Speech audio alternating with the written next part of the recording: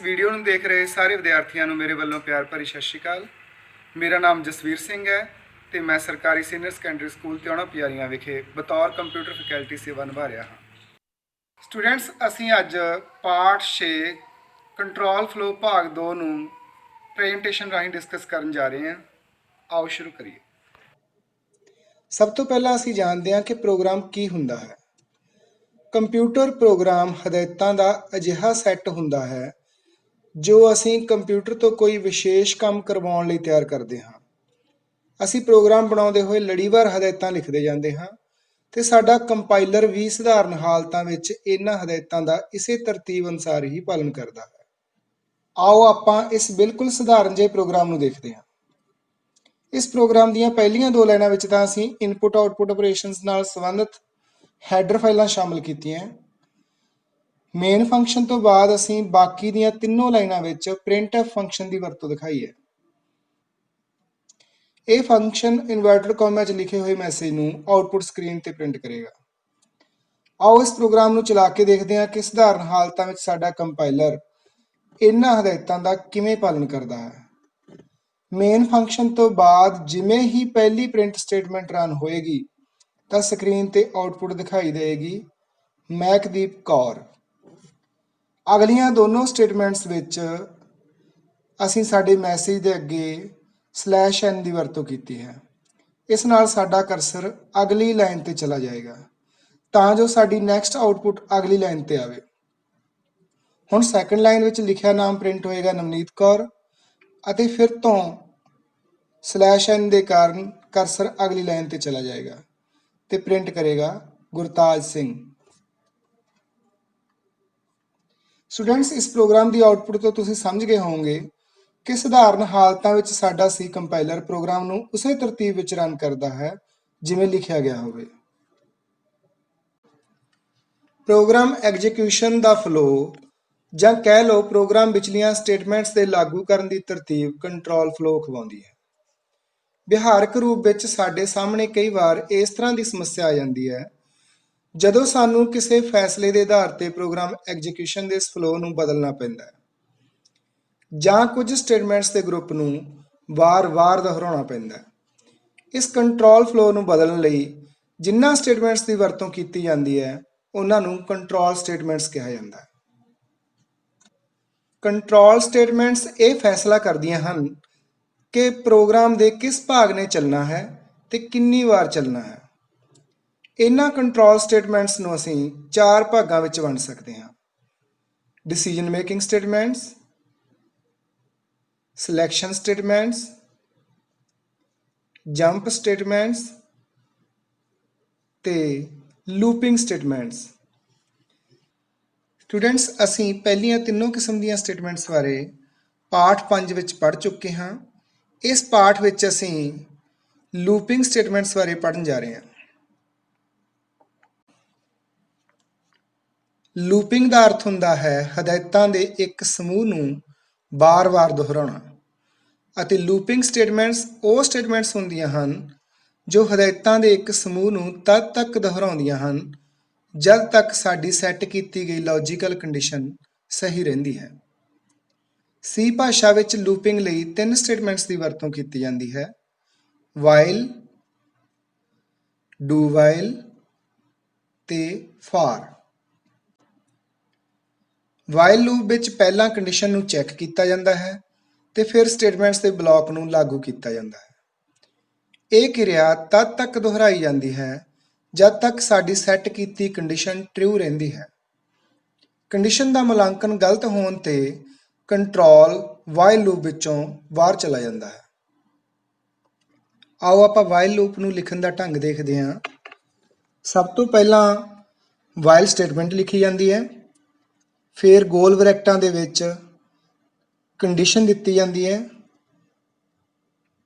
ਤੇ loop body ਦੀਆਂ statements ਨੂੰ ਕਰਲੀ ਬ੍ਰੇਸਿਸ ਦੇ ਵਿੱਚ ਲਿਖਿਆ ਜਾਂਦਾ ਹੈ।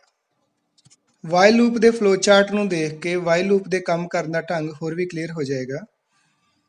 ਵਾਈਲ ਲੂਪ ਵਿੱਚ ਐਂਟਰ ਕਰਦੇ ਸਾਰ ਹੀ ਸਭ ਤੋਂ ਪਹਿਲਾਂ ਕੰਡੀਸ਼ਨ ਦਾ ਮੁਲਾਂਕਣ ਹੋਏਗਾ। ਅਗਰ ਮੁਲਾਂਕਣ ਟਰੂ ਹੁੰਦਾ ਹੈ ਤਾਂ ਲੂਪ ਬੋਡੀ ਦੀਆਂ ਸਟੇਟਮੈਂਟਸ ਰਨ ਹੋਣਗੀਆਂ ਅਤੇ ਅਗਰ ਮੁਲਾਂਕਣ ਫਾਲਸ ਹੋ ਜਾਂਦਾ ਹੈ ਤਾਂ ਕੰਟਰੋਲ ਵਾਈਲ ਲੂਪ ਤੋਂ ਬਾਹਰ ਚਲਾ ਜਾਏਗਾ। ਇਸ ਪ੍ਰੋਗਰਾਮ ਵਿੱਚ ਅਸੀਂ ਯੂਜ਼ਰ ਦੁਆਰਾ ਇਨਪੁਟ ਕੀਤੇ ਨੰਬਰ ਨੂੰ ਅਖੀਰ ਤੱਕ 2 ਤੇ ਵੰਡਦੇ ਜਾਵਾਂਗੇ ਤੇ ਅੰਤ ਵਿੱਚ ਦੱਸਾਂਗੇ ਕਿ ਯੂਜ਼ਰ ਦੁਆਰਾ ਦਿੱਤਾ ਗਿਆ ਨੰਬਰ 2 ਨਾਲ ਕਿੰਨੇ ਵਾਰੀ ਵੰਡਿਆ ਜਾ ਸਕਦਾ ਹੈ। ਨਾਲ ਹੀ ਸਾਨੂੰ ਇਹ ਵੀ ਪਤਾ ਲੱਗ ਜਾਏਗਾ ਕਿ ਸਾਡੀ ਵਾਈਲ ਲੂਪ ਕਿੰਨੇ ਵਾਰ ਚੱਲੀ। ਜਿਵੇਂ ਹੀ ਮੇਨ ਫੰਕਸ਼ਨ ਅੰਦਰਲੀ ਪਹਿਲੀ ਸਟੇਟਮੈਂਟ ਰਨ ਹੋਏਗੀ ਤਾਂ ਇੰਟੀਜਰ ਕਿਸਮ ਦੇ 2 ਵੇਰੀਏਬਲ ਕਾਊਂਟ ਅਤੇ ਨੰਬਰ ਲਈ ਮੈਮਰੀ ਵਿੱਚ ਜਗ੍ਹਾ ਅਲਾਟ ਹੋ ਜਾਏਗੀ ਤੇ ਕਾਊਂਟ ਵੇਰੀਏਬਲ ਨੂੰ 0 ਨਾਲ ਇਨੀਸ਼ੀਅਲਾਈਜ਼ ਵੀ ਕਰ ਦਿੱਤਾ ਜਾਏਗਾ। ਅਗਲੀ ਪ੍ਰਿੰਟਫ ਸਟੇਟਮੈਂਟ ਨਾਲ ਸਕਰੀਨ ਤੇ ਮੈਸੇਜ ਲਿਖਿਆ ਆਏਗਾ ਇਨਪੁਟ ਐਨੀ ਨੰਬਰ। ਮੰਨ ਲਓ ਸਾਡੇ ਯੂਜ਼ਰ ਨੇ ਨੰਬਰ ਇਨਪੁਟ ਕੀਤਾ 12। ਸਕੈਨਐਫ ਸਟੇਟਮੈਂਟ ਯੂਜ਼ਰ ਦੁਆਰਾ ਇਨਪੁਟ ਕੀਤੇ ਇਸ ਨੰਬਰ ਨੂੰ ਨੰਬਰ ਨਾਂ ਦੇ ਵੇਰੀਏਬਲ ਵਿੱਚ ਸਟੋਰ ਕਰ ਦੇਗੀ। ਅੱਗੇ ਵਾਈਲ ਸਟੇਟਮੈਂਟ ਰੀਡ ਕਰਦੇ ਸਾਰ ਕੰਡੀਸ਼ਨ ਦਾ ਮੁਲਾਂਕਣ ਹੋਏਗਾ ਕਿ ਯੂਜ਼ਰ ਵੱਲੋਂ ਇਨਪੁਟ ਕੀਤਾ ਗਿਆ ਨੰਬਰ 1 ਤੋਂ ਵੱਡਾ ਹੈ ਜਾਂ ਨਹੀਂ। ਜੇਕਰ ਇਸ ਮੁਲਾਂਕਣ ਦਾ ਉੱਤਰ ਨਾ ਵਿੱਚ ਆਉਂਦਾ ਹੈ ਤਾਂ ਕੰਟਰੋਲ ਇਸ ਲੂਪ ਤੋਂ ਬਾਹਰ ਚਲਾ ਜਾਏਗਾ, ਪਰ ਕਿਉਂਕਿ ਨੰਬਰ 12 1 ਤੋਂ ਵੱਡਾ ਹੈ ਤਾਂ ਉੱਤਰ ਹਾਂ ਵਿੱਚ ਆਏਗਾ ਤੇ ਲੂਪ ਬਾਡੀ ਵਿਚਲੀਆਂ ਸਟੇਟਮੈਂਟਸ ਚੱਲਣਗੀਆਂ। ਪਹਿਲੀ ਸਟੇਟਮੈਂਟ ਕੀ ਕਰੇਗੀ, ਯੂਜ਼ਰ ਦੁਆਰਾ ਜੋ ਨੰਬਰ ਦਿੱਤਾ ਗਿਆ ਹੈ ਉਸ ਨੂੰ 2 ਨਾਲ ਡਿਵਾਈਡ ਕਰੇਗੀ ਤੇ ਕੋਸ਼ੈਂਟ ਯਾਨੀ ਕਿ ਉੱਤਰ 6 ਨੂੰ ਫਿਰ ਤੋਂ ਨੰਬਰ ਨਾਮ ਦੇ ਵੇਰੀਏਬਲ ਵਿੱਚ ਸਟੋਰ ਕਰ ਦੇਗੀ। ਅਗਲੀ ਸਟੇਟਮੈਂਟ ਕਾਊਂਟ ਨਾਮ ਦੇ ਵੇਰੀਏਬਲ ਵਿੱਚ ਹਰ ਵਾਰ 1 ਦਾ ਵਾਧਾ ਕਰਦੀ ਜਾਏਗੀ।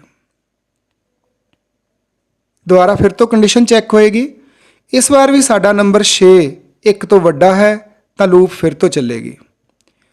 ਉਸੇ ਤਰ੍ਹਾਂ 2 ਤੇ ਡਿਵਾਈਡ ਕਰਨ ਉਪਰੰਤ ਉੱਤਰ 3 ਨੂੰ ਨੰਬਰ ਨਾਂ ਦੇ ਵੇਰੀਏਬਲ ਵਿੱਚ ਸਟੋਰ ਕਰ ਦਿੱਤਾ ਜਾਏਗਾ ਤੇ ਕਾਊਂਟ ਵਿੱਚ 1 ਦਾ ਵਾਧਾ ਕਰ ਦਿੱਤਾ ਜਾਏਗਾ। ਫਿਰ ਤੋਂ ਕੰਡੀਸ਼ਨ ਚੈੱਕ ਹੋਏਗੀ। ਸਾਡਾ ਨੰਬਰ 3 ਇਸ ਵਾਰ ਵੀ 1 ਤੋਂ ਵੱਡਾ ਹੈ ਅਰਥਾਤ ਲੂਪ ਫਿਰ ਚੱਲੇਗੀ। ਫਿਰ ਤੋਂ 2 ਤੇ ਡਿਵਾਈਡ ਕਰਨ ਉਪਰੰਤ ਉੱਤਰ 1 ਨੂੰ ਨੰਬਰ ਨਾਂ ਦੇ ਵੇਰੀਏਬਲ ਵਿੱਚ ਸਟੋਰ ਕਰ ਦਿੱਤਾ ਜਾਏਗਾ।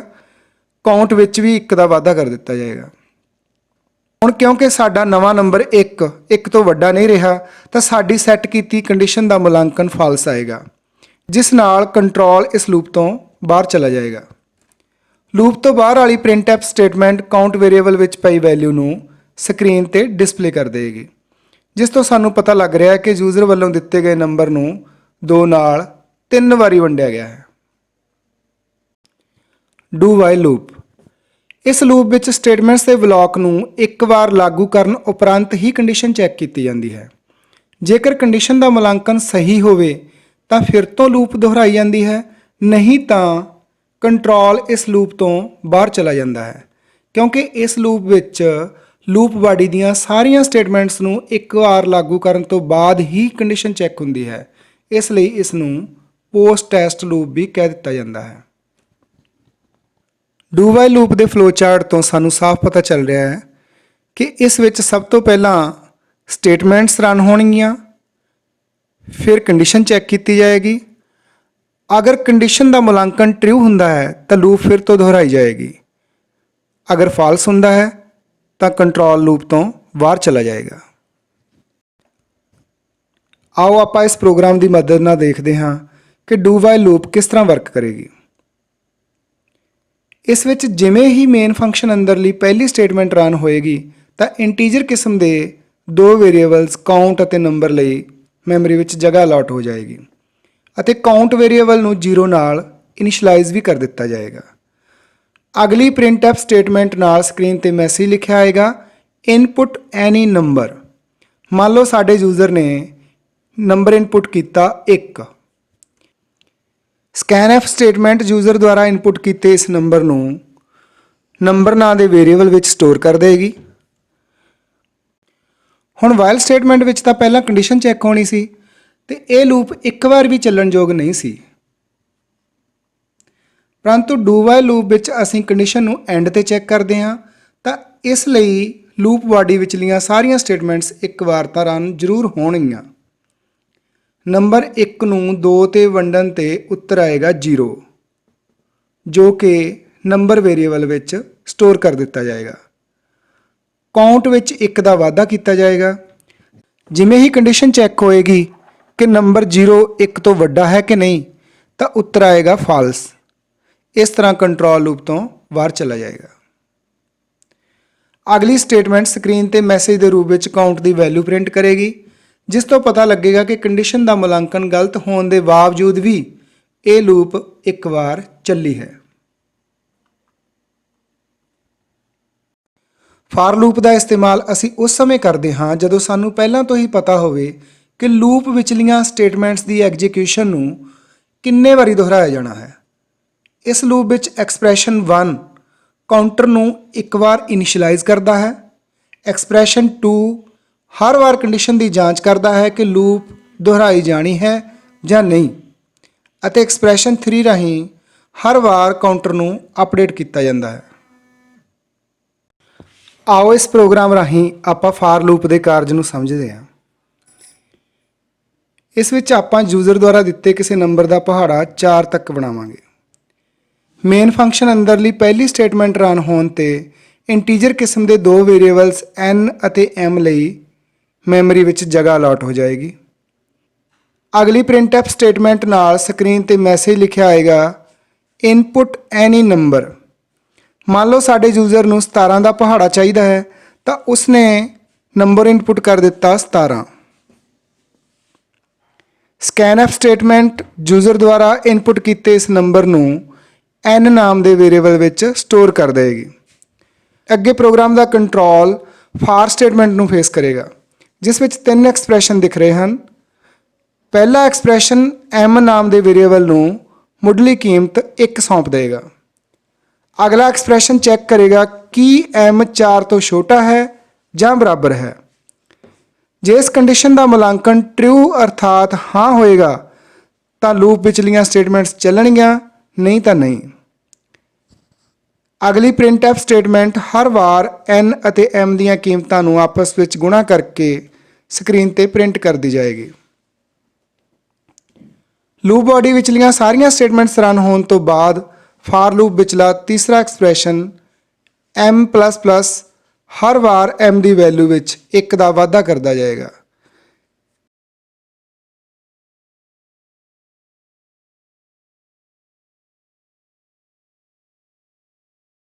ਜਿਵੇਂ ਹੀ m ਦੀ ਵੈਲਿਊ 4 ਤੋਂ ਟੱਪ ਜਾਏਗੀ, ਕੰਟਰੋਲ ਇਸ ਲੂਪ ਤੋਂ ਬਾਹਰ ਚਲਾ ਜਾਏਗਾ।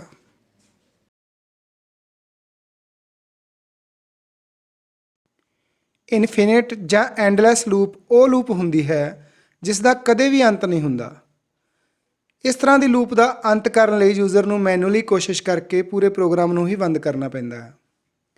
ਆਮ ਤੌਰ ਤੇ ਇਹ ਲੂਪ ਤਦ ਬਣ ਜਾਂਦੀ ਹੈ ਜਦੋਂ ਅਸੀਂ ਲੂਪ ਲਈ ਕੰਡੀਸ਼ਨ ਸੈੱਟ ਕਰਨ ਲੱਗਿਆਂ ਕੁਝ ਭੁੱਲ ਗਏ ਹੋਈਏ।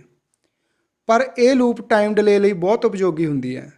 ਸੈਲਫ ਰੈਪਲੀਕੇਟਿੰਗ ਵਾਇਰਸ ਇਸ ਕਿਸਮ ਦੀ ਲੂਪ ਦੀ ਵਧੀਆ ਉਦਾਹਰਨ ਹਨ।